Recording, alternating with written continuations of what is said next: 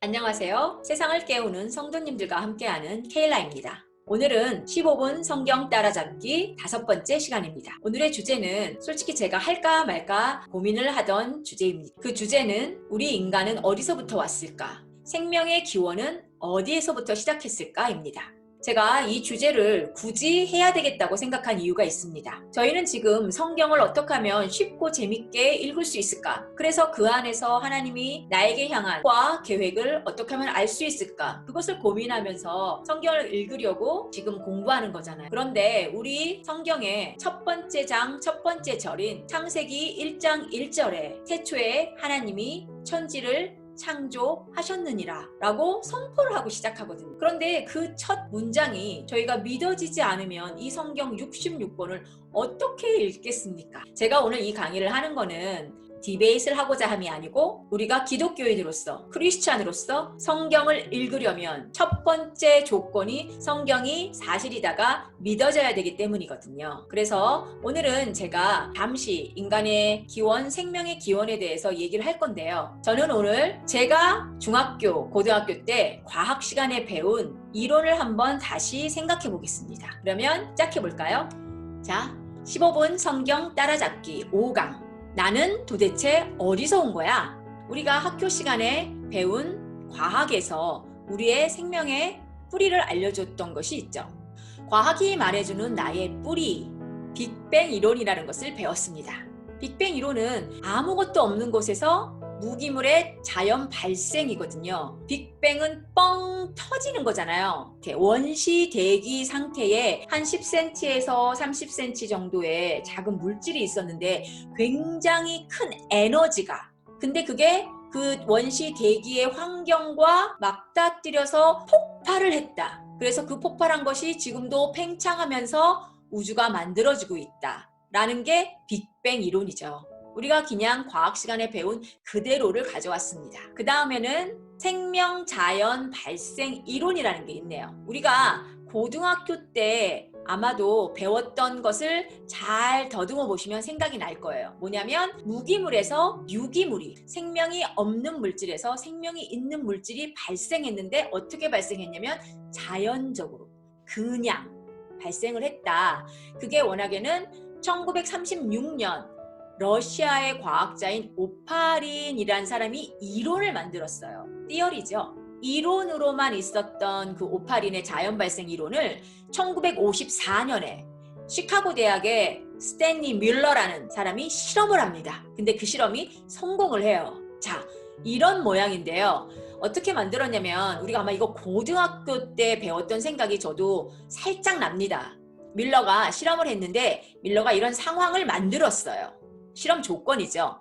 뭐였냐면 이 물, 그러니까 원시 바닷가의 물이라고 생각을 합니다. 끓였다 그래요. 그러면 이게 수증기가 되잖아요. 그럼 여기에 가면서 여기서 자연적인 번개 같은 걸 맞으면서 뭔가가 만들어졌을 거라고 생각을 했어요. 그게 오파린의 이론이었거든요. 그것을 실험으로 만든 게 뮬러였고요. 자, 그럼 여기 원시 대기라고 쓰여 있죠. 옛날에 원시 시대에는 번개였겠죠. 그것을 전기 방전으로 만들어줬어요, 밀러가. 그러고 나서 다시 찬물을 넣어서 다시 물을 만들어줬죠. 수증기가 차가워져야지 물이 되니까. 그래서 육자간으로 와서 다시 와서 가열이 되고 또 올라가고를 반복을 했답니다. 그랬더니 여기에 나중에 봤더니 진짜 생명체를 만들 수 있는 단백질인 아미노산이 발견이 됐어요. 그래서 그때 굉장히 센세이션이었고요. 뮬러는 이 실험으로 인해서 노벨상까지 받았다 그래요. 그리고 자연 발생 이론이 교과서에 실리게 됩니다. 1964년 미국의 케네디 대통령이 공립학교에서 중고등학교 예배를 금지시킵니다. 종교의 자유화를 말하면서 그렇게 했는데요. 아마도 생명이 인간이 만들 수 있어. 스스로 만들어졌을 거야. 우리는 하나님이 창조하지 않았어. 라는 걸 믿고 싶었을지도 모르겠습니다. 그 다음에 우리가 배운 이론이 뭐였냐면 제일 많이 우리가 지금도 알고 있는 진화론. 진화론의 말의 의미는 우연히 발생된 첫 생명체가 적자생존, 알죠? 강한 놈만 살아남는다. 적자생존과 돌연변이 방법으로 점점점 진화되었다는 이론입니다. 여기서 뭐 다윈의 종의 기원 이런 책들이 나오곤 하죠. 자, 이 세 가지가 우리가 학교에서 생물 시간에 배웠던 나의 뿌리, 나의 생명, 이 세상이 시작된 기원을 얘기해 주는 거죠. 자, 그러면 우리 과학한테 물어봐야 돼요. 어떻게? 왜냐면 우리는 이거 과학 시간에 배운 거거든요. 제가 뭐 어디 가서 과학자한테 말을 듣고 어려운 걸 배운 게 아니라 우리가 학생 때 배운 거기 때문에 제가 직접 학생 때 과학 시간에 배웠던 거에 기초를 두고 그거에 질문을 하는 걸로 영상을 만들어 보겠습니다. 그러면 우리는 뭘 질문해야 될까요? 자, 빅뱅을 일으킨 원초 물질, 그거 어디서 생겼는데? 근데 우리는 빅뱅 이론도 배웠지만 무엇을 배웠냐면요, 질량 보존의 법칙이라는 걸 배웠습니다. 그게 연력학 제1법칙이죠. 질량 보존의 법칙은 여러분들이 너무 잘 알 거예요. 제가 우리 아이를 봤더니 지금은 중학생인데 3학년인가? 그때 이미 미국 초등학교에서도 배우더라고요. 그걸 노래로 가르쳐 주더라고요. 왜냐면 나는 이런 얘기를 아이들과도 계속 함께 나누고 있거든요. 그래서 우리 아이들한테 이걸 얘기해 줬더니 엄마 나도 그거 알아. 뭐? 질량 보존의 법칙은 물질과 에너지는 스스로 생성되거나 소멸되지 않는다. 그리고 그게 법칙이래요. 그럼 여기서 우리가 법칙이라는 것을 한번 짚고 넘어가겠습니다. 우리가 법칙, 또 이론, 가설, 팩트 이런 말을 많이 들어보긴 했는데 좀 헷갈려요. 그래서 오늘은 한번 정리를 해보겠습니다. 우선 가설, 하이포테시스는 제가 찾아봤어요. 찾아봤더니 뭐라고 써 있었냐면 가설은 옳을 것으로 추정되는 가정이랍니다. 그러니까 아직은 사실이 아닌 거죠. 법칙은 일정한 조건 아래에서 반드시 성립되는 결과랍니다. 여기서 저희가 주목해야 되는 것은 일정한 조건 아래에서라는 단어입니다. 그리고 이론이라는 게 있잖아요. theory. 그거는 가설과 법칙 사이에 어디에인가 실험을 통해서 계속 연구되어 가고 있으면서 아직 법칙이라고까지는 되지 않았고, 그렇다고 완전 사실이 아니다라고 얘기하는 가설이라고는 뭐하고 하는 그 중간 단계에 있다 그럽니다. 그러면 팩트는 무엇일까요? 팩트는 말 그대로 사실, true라는 말인데, 이 팩트라는 것은 어떠한 상황이나 조건에 상관없이 항상 사실이어야 되는 것, 그런 현상을 말합니다. 이것도 찾아본 거예요. 그러면 여기서 질문, 과학은 팩트일까요? 아닐까요? 과학자들이 하는 말인데요, 과학은 팩트가 아니랍니다. 왜냐하면 조건이 붙었잖아요. 아까 일정한 조건 아래에서 반드시 성립되는 것이 법칙인데 과학자들이 만들어낸 법칙이잖아요. 그래서 팩트는 아니랍니다. 과학은 조건이 계속 바뀔 수 있기 때문이라는 거죠. 그럼 여기까지 정리를 하고 다시 아까 그 화면으로 돌아가 보겠습니다. 자, 그래서 우리는 질량 보존의 법칙을 아까 하다 말았는데요. 물질과 에너지는 스스로 생성되거나 소멸되지 않는다. 이게 법칙이었습니다. 그런데 우리가 여기서 질문해 볼 건 빅뱅을 일으킨 원초 물질은 그러면 어디서 생겼는데? 라는 질문이었어요. 분명히 과학자들이 가설과 이론을 다 지나서 법칙이라고 수십 번을 실험을 해도 똑같은 결과가 나왔기 때문에 법칙이라고 정했는데, 그러면 빅뱅을 일으킨 최초의 그 원초 물질은 어디서 스스로 생겼는가? 물질과 에너지는 스스로 생기지 않는다면서요. 그게 법칙이라면서요. 우리가 얘기한 게 아니라 과학자들이 얘기한 겁니다. 그리고 그게 뻥 터졌다고 그러잖아요. 그러면 뭔가가 터지고 폭발을 하려면 에너지가 있어야 되는데 그 에너지는 도대체 어디서 왔을까? 근데 우리가 배운 연력학 제1법칙은 물질과 에너지는 스스로 생성되거나 소멸되지 않는다. 그러면 두 번째는 우리는 어떤 질문들을 해야 될까요? 자, 그러면 폭발을 했어요. 그 다음에 폭발 후에 서로 부딪히지 않고 질서정연하게 우주가 만들어져 있는, 그리고 떠있게 하는 그 힘은 도대체 어디서 온 것일까?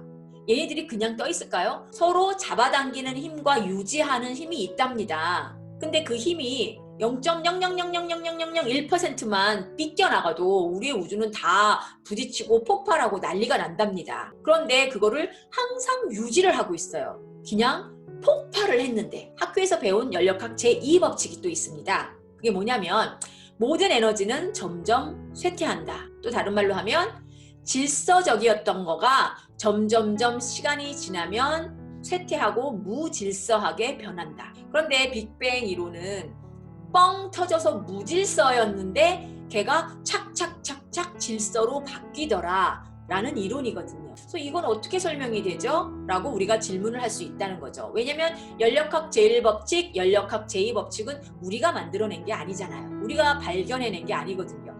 과학자들이 발견해낸 거거든요. 자, 그럼 우린 세 번째 무엇을 질문해야 될까요? 생물체는 정말 저절로 혼자 발생할 수 있는 것일까? 근데 우리 아까 뮬러 봤잖아요. 뮬러 실험에서 그랬다고? 그런데 우리가 잘 생각해보면 밀러가 실험 조건을 만들어준 거죠. 여기서 우리는 그냥 스스로 만들어지는 게 있을까?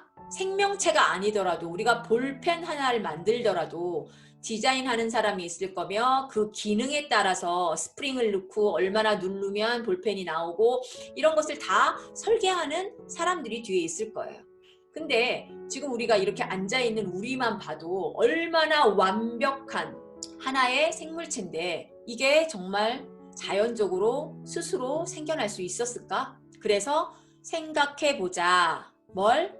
우연히 생긴 유기물 하나에서 지금 현존하는 생물체가 150만 종이랍니다. 우연히 생긴 생물체 하나에서 150만 종으로 진화가 됐다고 우리는 배웠어요. 물속에서 유기물이 생기고 걔가 물고기가 됐다가 양서류가 됐다가 파충류가 됐다가 포유류가 됐다가 그렇게 됐다고 우리는 배웠습니다. 그리고 포유류가 사람에까지 진화가 되었다. 이게 우리가 학교에서 생물 시간에 배운 겁니다. 그런데 우리가 또 배운 게 있죠. 멘델의 유전의 법칙. 멘델의 유전의 법칙은 무엇을 얘기하냐면 모든 종에게는 각자 고유의 유전자가 있다는 말이죠. 강아지도, 고양이도, 쥐도, 박쥐도, 새도, 물고기도 각자의 유전자를 가지고 있다는 말입니다. 그리고 정말 진화가 됐다면 중간 단계 화석들이 있어야 되잖아요. 그러니까 쥐는 쥐고요. 박쥐는 박쥐예요. 쥐가 변해서 박쥐가 되는 게 아니죠. 진화론은 적자 생존, 아까도 잠시 얘기하고 지나갔지만 이 적자 생존에 의해서 강한 놈은 살아남고 약한 놈은 죽는 이 적자 생존을 통해서 살아남고 또 돌연변이에 의해서 점점 발달이 됐다라고 얘기하는 게 진화론이에요. 그런데 우리가 생물 시간에 배웠지만 돌연변이는 유전이 되지 않는다고 우리가 배웠습니다. 기억나시죠? 자, 그리고 돌연변이는 우리가 지금도 봐서 알지만 상태가 더 나빠지는 것이지 발달되는 것이 아니잖아요. 그래서 우리의 성경은 이렇게 얘기하고 있습니다. 하나님이 큰 바다 짐승들과 물에서 번성하여 움직이는 모든 생물들을 그 종류대로, 날개 있는 모든 새를 그 종류대로 창조하시니 하나님이 보시기에 좋았더라. 창세기 2장 25절에는 하나님이 땅의 짐승을 그 종류대로, 가축을 그 종류대로, 땅에 기는 모든 것을 그 종류대로 만드시니 하나님이 보시기에 좋았더라. 이렇게 말씀하고 있습니다. 하고 싶은 말은 더 많지만 오늘은 여기까지 하겠습니다. 창조론이나 진화론이나 아직은 이론이라는 말입니다. 하나는 종교고 하나는 과학이 아니라는 말이죠. 생명의 기원은 과학적으로 증명하기가 쉽지 않을 것 같습니다. 왜냐하면 생명이 제일 처음 생겼을 때에 우리는 아무도 그 자리에 있지 않았습니다. 그래서 하나님은 우리에게 우리의 이해를 구하지 않습니다. 그냥 내가 너희를 만들었어 라고 선포하십니다. 창세기 1장 1절 태초에 하나님이 세상을 창조하시니라.